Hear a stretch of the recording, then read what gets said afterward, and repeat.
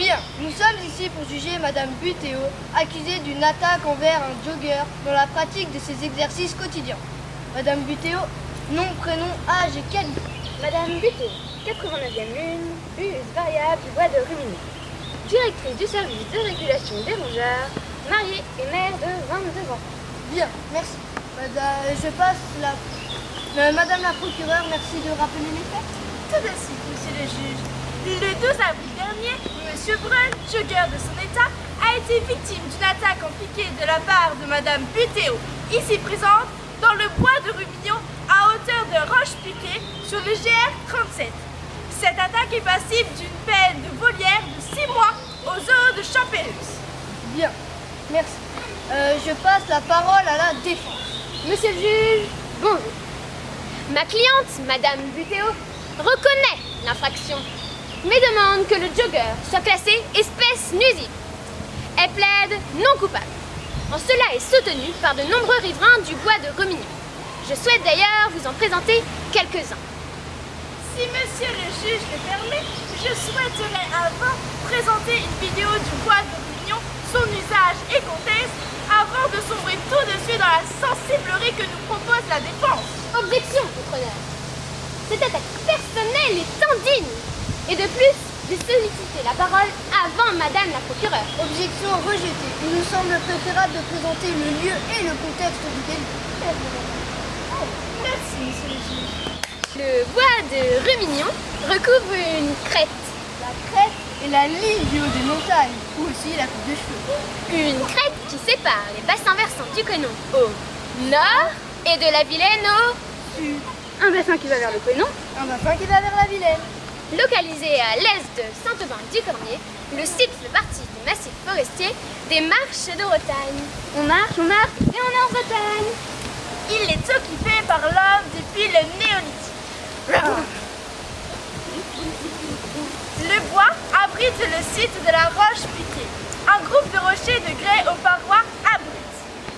La topographie particulière du lieu est à l'origine de quelques légendes et superstitions. L'une d'elles raconterait que des crapauds géants garderaient un fabuleux trésor sous la roche.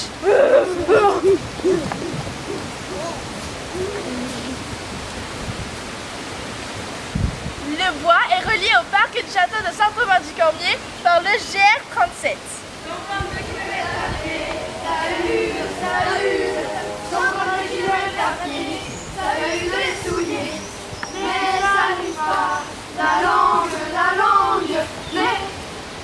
Là, un groupe paisible de Marchus retretus. Et bien sûr, le site accueille aussi le Crapin, un espace protégé naturel où les joggers peuvent crapahuter, se divertir, s'entretenir dans un espace naturel et sain à l'abri des véhicules automobiles qui les encombrent si souvent. Bien, si vous le permettez, monsieur le juge, j'aimerais, moi, à mon tour, présenter les habitants du bois de Rumigny. Le site abrite de nombreux oiseaux. Le pivert, la maison jupée, le jet des chênes, le troglodyte mignon, plus discret des mammifères, le renard, l'écureuil, le chevreuil, le lièvre, la martre, le sanglier, le blaireau, des amphibiens, salamandres et tritons marbrés, et des reptiles, vipères et couleuvres vivent sur le site. Voyez, beaucoup de petits mondes. Mais beaucoup se plaignent. Les joggers dérangent les autochtones. Au début, ils étaient peu nombreux, mais ils se reproduisent très vite. Certains parlent d'invasion, d'autres d'espèces envahissantes, d'autres disent même nuisibles.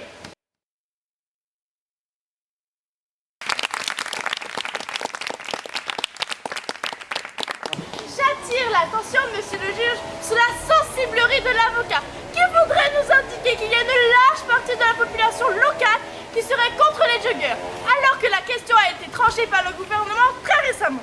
Je sollicite la possibilité d'en lire le débat à l'Assemblée. Objection, votre honneur. Outre un deuxième outrage à mon encontre, le procureur souhaite seulement orienter le jury en faisant appel au législateur. Objection rejetée. Mais j'invite Madame la procureure à ménager votre susceptibilité. Madame la procureure, vous faites quoi demain soir? Ah, je suis dispo. Ah, voilà, j'en perds mes mots. Non mais, ça suffit. Lisez la législature. Donnez lecture, donnez. 13e législature du Parlement des animaux, bois et forêts. Question numéro 16876 de la part de Madame Schiller-Tabus, adressée à la ministre de l'Écologie, du Développement durable, des Transports et du Logement. J'attire l'attention de la ministre de l'Écologie, du Développement durable et des Logements sur le risque croissant de contamination de mes compatriotes les bus par les joggers qui nuisent à notre reproduction et qui sont en situation de surpopulation dans certains milieux, en particulier en forêt. Ils plongent nos concitoyens dans une situation critique. Dans mon canton, le bois de Rumignon, en 2019, 270 plaintes pour troubles à l'ordre public ont été déposées, dont 160 d'entre elles avaient pour cause les joggers. C'est pourquoi, pour pallier tout risque d'invasion et pour réduire les nuisances des joggers dans les millions concernés, je demande à la ministre de l'Écologie, du Développement durable et des Logements s'il envisage déclarer le jogger espèce nuisible. Je la remercie franchement de sa réponse. Réponse de la ministre de l'Écologie, du Développement durable, des Logements et du Transport. Je remercie Madame Schiller-Tabus de sa question. Le jogger ne figure pas sur la liste des espèces susceptibles d'être classées nuisibles. En effet, cette espèce d'humanus, du fait à sa forte propension à l'expansionnisme, risquerait, à court terme, de s'en prendre à nos compatriotes de manière plus directe en cas de pression trop forte. Je rappelle, de plus, que le jogger est également un gibier autorisé lors de la période de nidification de chaque espèce, soit concernant la buse, du 15 avril au 15 juin. Le Conseil des bus peut également permettre des battues officielles lors de marathons ou d'événements trop envahissants s'ils se déroulent sur la même période. Il me semble donc inutile de classer le jogger en espèce nuisible.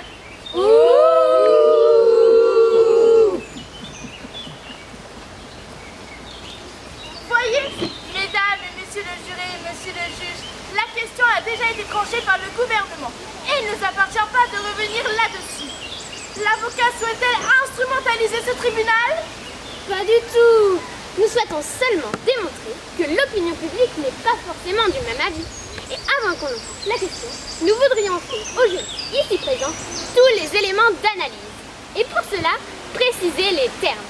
Après tout, nous entendons démontrer ici l'aspect très invasif du jogger du fait de son mode de reproduction. Faites-le. Je vais laisser la place à des experts en la matière.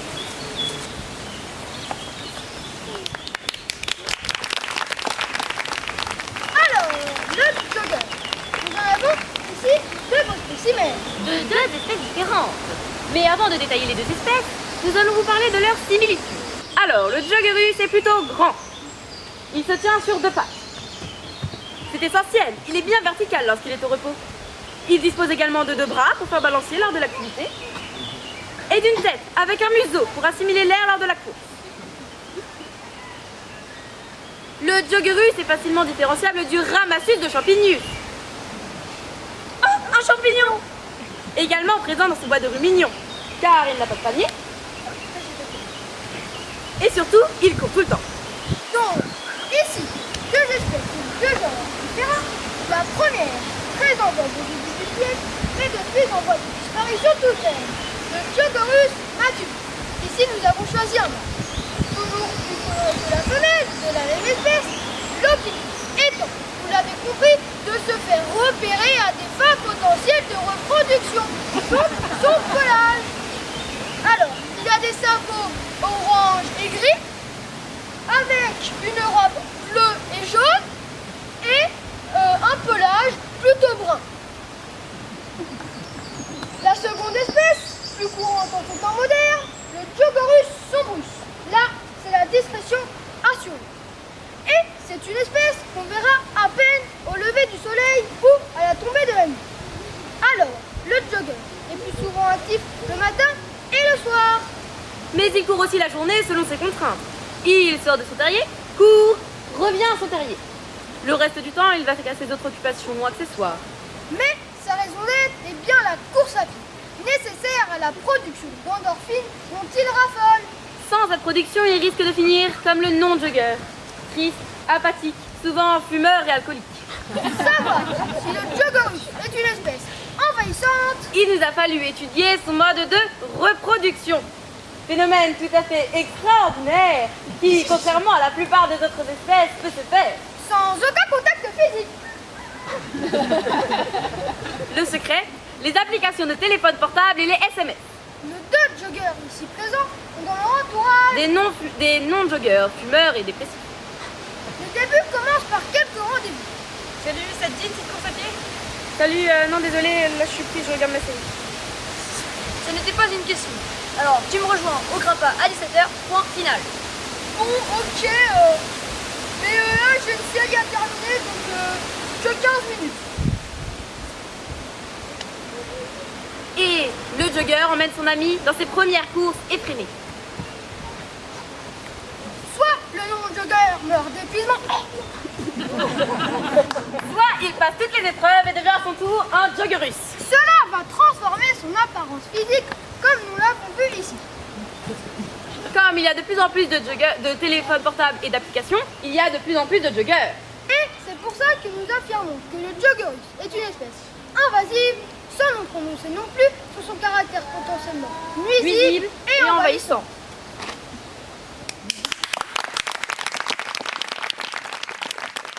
Je ne suis pas d'accord avec ces termes.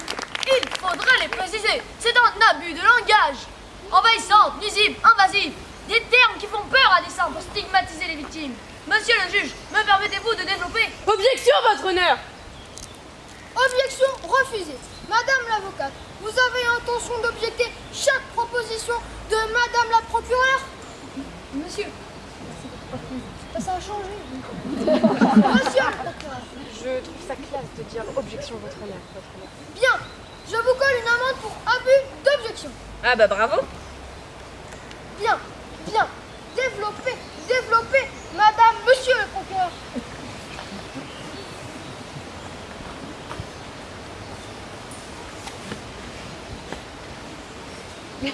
Prenez le micro, mon cher procureur. ah oui.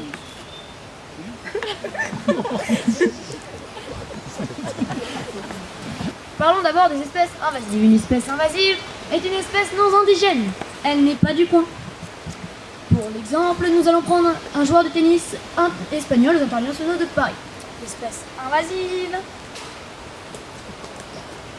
est importée volontairement ou accidentellement de ses ennemis naturels. Elle va donc exercer une concurrence déloyale envers les espèces indigènes, celles du coin. Démonstration.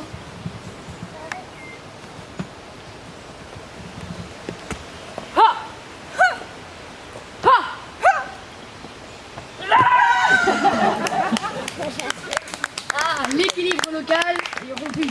Alors que le jogger, lui, est du coin. Il habite dans le quartier ou le bourg. Il n'est pas envahissant. Mais là n'est pas le souci. Une espèce indigène comme la ronce peut être peut être indigène sans être invasive. La grande différence écologique est que la ronce a établi un réseau avec les autres espèces naturelles et est donc indispensable à la biodiversité. Le jogger, lui, est-il indispensable à la biodiversité? Mais j'affirme que oui. Il participe au brassage génétique et je l'entends le démontrer au cours de ce procès.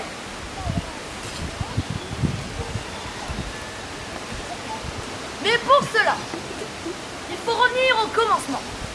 Le commencement. Pour se repérer dans son environnement, l'homme a besoin d'identifier ce qui l'entoure. Pour ce faire, il attribue des mots à ce qu'il observe. Ciel. Il identifie la nature comme un ensemble composé de phénomènes. Vent. Marée. Et de matière vivante. Être vivant. Il constate également que la nature est un ensemble dynamique qui évolue dans le temps et l'espace. En effet, depuis la nuit des temps, l'homme transportent volontairement et de manière fortuite d'autres êtres vivants. Gratos. Des graines, des spores de champignons, des virus, des bactéries. L'homme étant une espèce animale, Il participe à la biodiversité. Oui, mais on le sait. La thématique des espèces invasives a été créée par l'homme depuis qu'il a constaté que les espèces arrivant trop rapidement dans un nouvel environnement pouvaient avoir des effets plus ou moins marqués. Et donc, nous aussi, nous reprenons cette définition que l'on trouve sur leur site encyclopédique Wikipédia. Espèce nuisible, c'est un organisme causant des dommages aux cultures ou de toute ou partie des activités, à des effets considérés comme nuisants à la santé publique et ou au bon déroulement de certaines activités humaines, agriculture, pisciculture, gestion cinétique, sylviculture. Eh bien, nous, animaux, végétaux et habitants de la forêt, nous disons que, de notre point de vue, le jogger est nuisible à la quiétude de nos compatriotes. Voilà bien le problème de ce genre de définition. Qui est-ce qui considère les dégâts causés? Bah, ce sont ceux qui profitent ou qui jouissent de tel ou tel privilège. Dès lors, il est difficile d'être objectif. J'attire l'attention du juge sur les situations absurdes que ce type de classement a engendré de la part des humains et que nos compatriotes ont suivi. Et il ne faudra pas que l'on tombe dans les mêmes travers. Regardons ensemble un but documentaire sur les espèces nuisibles. Le classement des espèces sous l'Ancien Régime. Avant, les espèces étaient divisées en 3 états. Vous parliez d'une justice. Il y avait d'abord le premier état.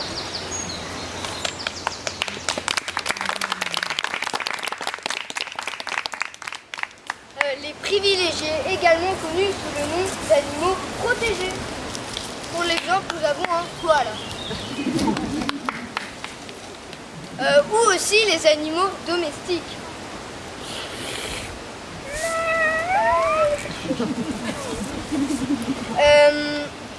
C'était la noblesse. Venant ensuite le second état. Appelé gibier. Eux, ils étaient nettement moins vénards que les animaux protégés. On pouvait les tuer. Mais attention, pas n'importe quand, ni n'importe comment. Il y avait des règles et des saisons nommées saisons de chasse. Mais en dehors de ça, le gibier est assez tranquille. Là, je peux y aller. Oui, c'est ça.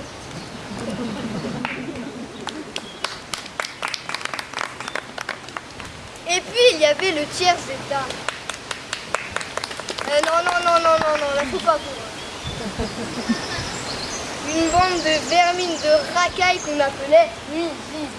On les accusait de quoi? Mais de tout. De voler les œufs, de détruire les cultures, de saigner les lièvres. Et pour les tuer, tout était permis, avec prime à la clé. Trappe, assommoir, traquenard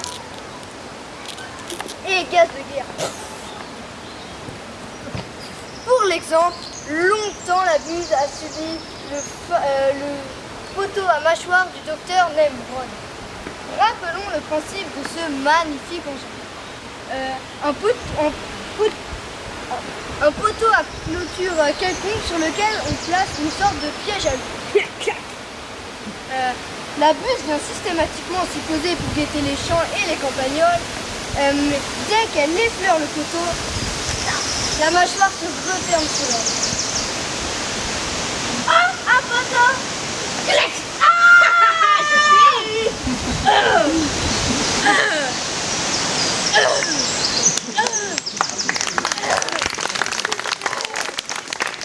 La buse mettait des heures à mourir. Elle n'a pas tambouillé la tête. Merci, je crois qu'on a compris.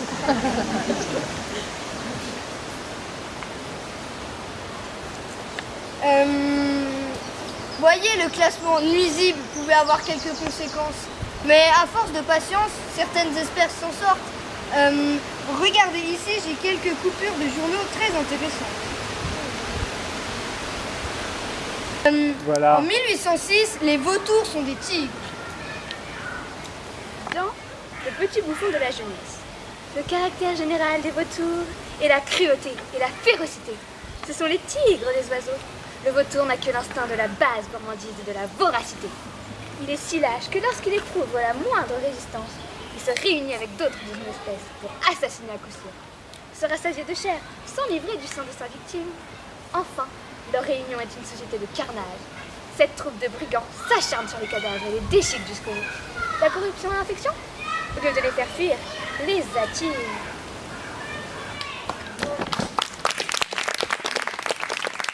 En 1930, les vautours sont protégés.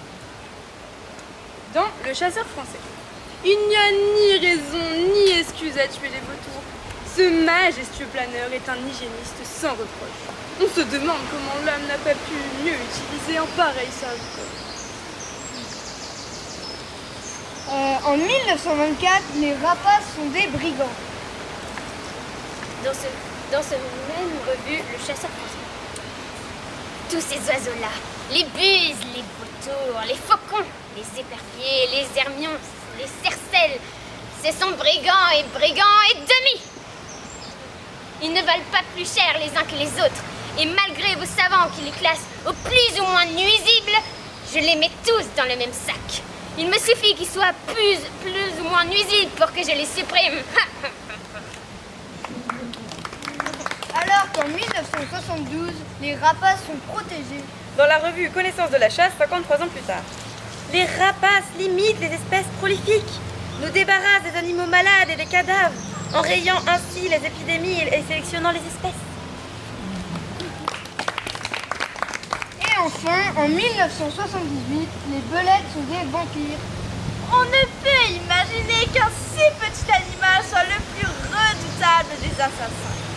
La belette, poussée par son instinct sanguinaire, s'agrippe à ses victimes souvent 10 fois plus long qu'elle et trouve immédiatement le vaisseau pour faire une mortelle prise de sang. Ce liquide chaud l'enivre, la chair ne l'intéresse guère. Levreaux, lapins, oisillons, jeunes gibiers, volailles et souris sont ses victimes favorites. Et aujourd'hui, c'est toujours pareil. Les belettes sont encore qualifiées de nuisibles. Un tout petit détail près. Les tribunaux humains ne disent plus nuisibles. Ils disent susceptibles d'occasionner des dégâts. C'est plus propre, c'est la langue de bois.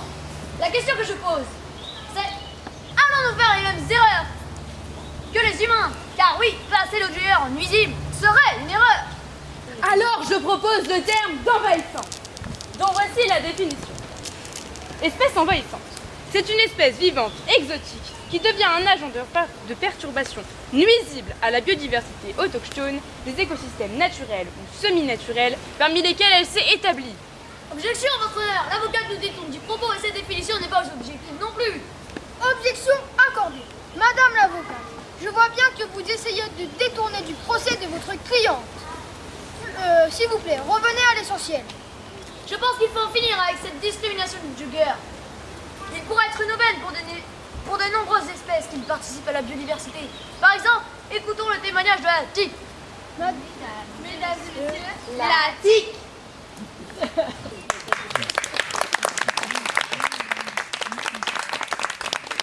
Madame la tique, nom, prénom, etc. Madame Tip Tip, 21e lune, Tip du bois de Rumini, mariée et mère de 1900 enfants. Merci. Nous vous écoutons. Eh bien, monsieur le juge, je veux dire que j'aime beaucoup le jugger, moi. Et je suis pas la seule. Je parle aussi au nom de la Vardanne et du Gaillet, qui se déplacent plus facilement grâce à eux. Moi, j'adore. Je me place juste au-dessus d'une petite fougère et j'attends. Je suis toujours prévenue longtemps à l'avance. C'est pas vraiment discret, un jogger. Dès que je sens le sol trembler, je me tiens prête. Et là, je me laisse tomber au bon moment. Et je fais des kilomètres. C'est un service de transport très régulier et efficace. Il y a de plus en plus de lignes. Merci. Merci. Donc, voyez, ce sera l'évidente besogne de classer le jogger en nuisible. Et je voudrais que cesse cette lubie et qu'on revienne sur le forfait de la buse qui n'avait pas attaqué en dehors des périodes de chasse autorisées. Bien. Avant le verdict, nous allons écouter le témoignage de la buse. Madame, messieurs les juges, les jurés, je suis désolée. Oui, c'est vrai, j'ai attaqué un jogger en dehors des périodes de chasse autorisées. Mais je suis fatiguée. Ils sont de plus en plus nombreux et ils font du bruit. Et les dates ne correspondent plus. Avec le réchauffement climatique, nous avons nos petits plus tôt. Et ils ont besoin de dormir et d'être tranquilles. Et je ne connais pas les dates de chasse, moi, monsieur le juge. Et on devrait pouvoir se défendre toute l'année. Mes petits ont éclos le 4 avril, votre honneur. Qu'est-ce que vous voulez que je fasse? Les laisser en panique? Il fallait que j'éloigne cette menace. Et puis, car comme le dit la tique, c'est pas discret un jogger. Et j'ajouterais que je ne suis pas une tique. Je peux très bien me passer d'eux.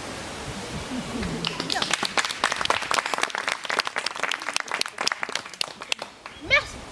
Avant le verdict, nous avons un certain nombre de témoignages d'habitants qui auraient utilisé la borne ou caméra cachée pour nous laisser leurs impressions. Greffier, lancez la vidéo. Aïe! Eh oh! 1, 2, oh oh! Y'a quelqu'un? Ah, et c'est où qu'on cause là pour témoigner? Ça marche pas votre truc là! Marcel! Marcel! Vite, on se casse, ils arrivent! C'est ça? Les joggers! Oh merde! Attends! J'ai pas comment de faut pas qu'ils le trouvent! Dépêche-toi, mène-toi, vite, faut se barrer! J'arrive! J'arrive! Oh merde! Allez, grouille! C'est quoi qui court là-bas, là? Hein? Bon, ah, peut-être... Oh, qu'est-ce que c'est ça? Mais si, Simone, par là, c'est tranquille, je te dis, suis-moi. Ouais, t'es sûr? Oui, écoute, j'y peux rien aussi, ils sont de plus en plus nombreux, hein, tu comprends, Simone? Jeannot, ferme-la! Ouais, cours! Hé, copain, attendez-moi! Me dis, t'es pas tout seul! Oh, attendez, elle est où cette noisette? Ah, attendez! Joe, lo que pienso de los joggers. Bueno, son simpáticos. Mira, aquí hay uno. Oh, se cayó, qué mamón. Bueno, nos hace algo de distracción, un poco de color en el paisaje nada más. Hein? Non, moi j'ai rien à déclarer. Moi non plus. Moi je peux dire que moi j'aime bien. Coupez! Et vous, circulez, je vous dis, y'a rien à voir. Bien, si personne n'a plus rien à dire. À la question, la buse est-elle coupable d'attaque intempestive auprès du jogger? Que ceux qui répondent oui, lèvent la main. Les 6, ça les 7. Alors, que ceux qui répondent non, lèvent la main. 1, 2, alors c'est plus. Et que ceux qui s'abstiennent, lèvent la main. À la question, faut-il classer le joggerus en espèce susceptible d'occasionner des dégâts et donc de permettre les attaques de bus toute la nuit? Que ceux qui répondent oui, lèvent la main. Que ceux qui répondent non, lèvent la main. Que ceux qui s'abstiennent, lèvent la main. En vertu des résultats, le joggerus est une espèce envahissante et la buse, elle n'est pas condamnée.